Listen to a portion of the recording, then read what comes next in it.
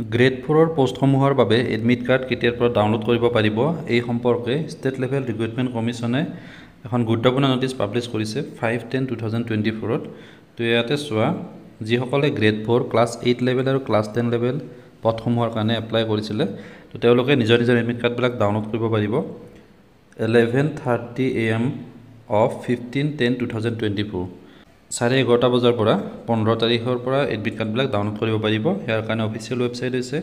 sebaonline.org আৰু assam.gov.in এই দুইটা ৱেবছাইটত গৈ পেলাই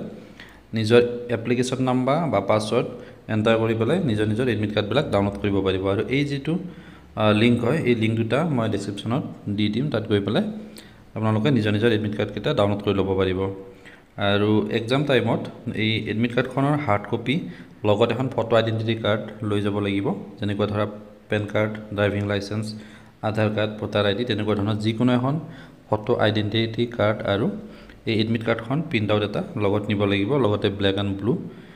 বা ব্ল্যাক নহলে ব্লু বল পইণ্ট পেন নিব লাগিব সকলোকে শুভেচ্ছা থাকিলে যিসকলে গ্ৰেড 4 এক্সাম এপিয়াৰ হ'ব আৰু ভালদৰে প্ৰিপাৰেচন কৰক ধন্যবাদ